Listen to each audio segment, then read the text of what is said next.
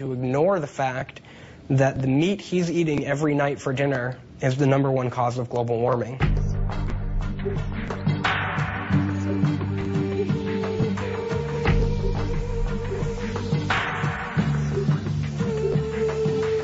I'm Alicia Silverstone, and I'm a vegetarian. There's nothing in the world that's changed me as much as this. I feel so much better and have so much more energy.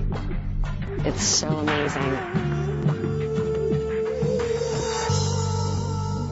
There's a prominent environmental group in the U.S. called Environmental Defense, and they recently wrote on their website that if every American replaced chicken with vegetarian foods in just one meal per week, it'd be the equivalent in carbon dioxide of taking about 500,000 cars off of U.S. roads.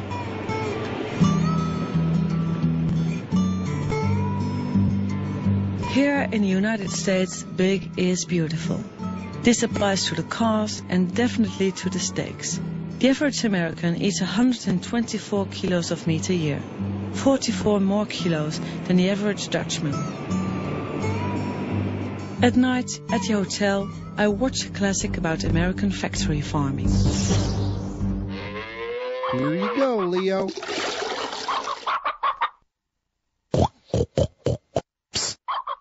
Leo. Who are you? And how did you know my name? I am Mufius, and I know a lot about you. Have you heard of the Matrix? The Matrix? Do you want to know what it is? Okay. The Matrix is all around you, Leo. It is the story we tell ourselves about where meat and animal products come from. This family farm is a fantasy. Take the blue pill and stay here in the fantasy. Take the red pill and I'll show you the truth.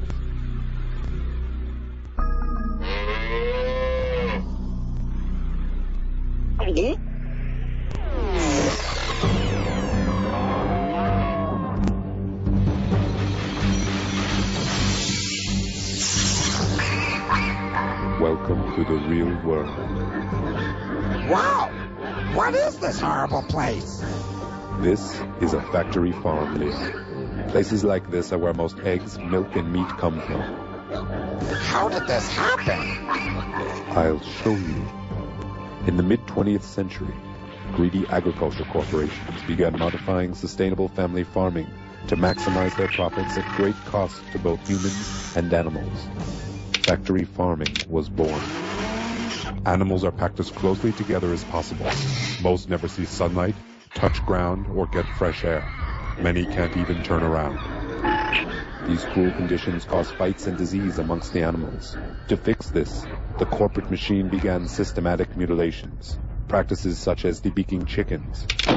And they started adding a constant dosage of antibiotics to their feed, just to keep these poor wretches alive. This overuse of antibiotics breeds super strains of resistant disease-causing germs. Every day we get closer to an epidemic that cannot be stopped. Ew! What's that smell? 12 million pounds of excrement. This pollutes the air and groundwater. That's why communities near factory farms often suffer from high levels of related sicknesses. Well, it smells like shh. And what's more, factory farming corporations have been destroying communities and mistreating their workers for decades. Since 1950, over 2 million small hog farms have disappeared. If they continue at this rate, there'll be no real independent family farms left. That is the Matrix, Leon. The lie we tell ourselves about where our food comes from. But it's not too late. There is a resistance. Count me in!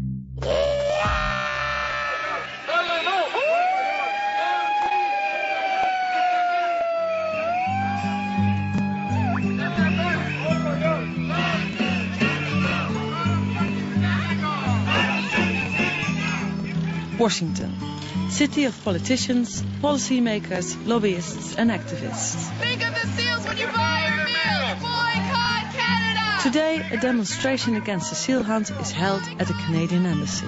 Think of the seals when you buy your meals! Boycott Canada! This demonstration was organized by the Humane Society of the United States, America's largest animal welfare organization with 10 million members.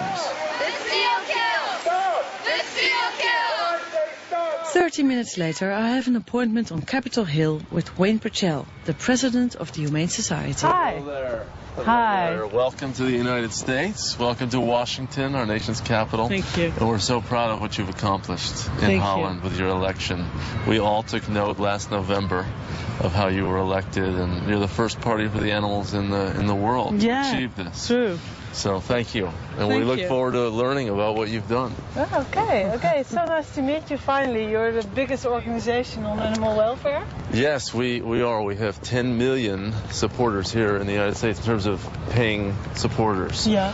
And then, of course, we have millions more who believe in what we're doing, and we're here to organize that sentiment to achieve political reforms for animals, among doing other things. We try to pressure corporations to do the right thing, and we educate the public, and we do hands-on care of animals as well.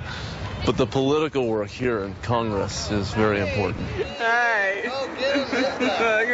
You guys quit. 1, 2. Factory farming is the biggest abuse of all, because in the United States alone there are 10 billion animals raised for food. It's an extraordinary number, and the average American eats 80 or 85 animals per year.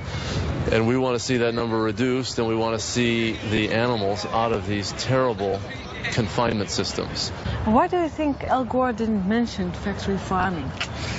You know, I think that he probably thought that he was giving a lot of information already to people with an inconvenient truth, and maybe he thought people would shut down if it affected them too personally. Because it gets very personal when you're talking about eating animals and you're talking about something that is part of the American diet. He thought, oh, well, this is going too far. But the public is slowly waking up.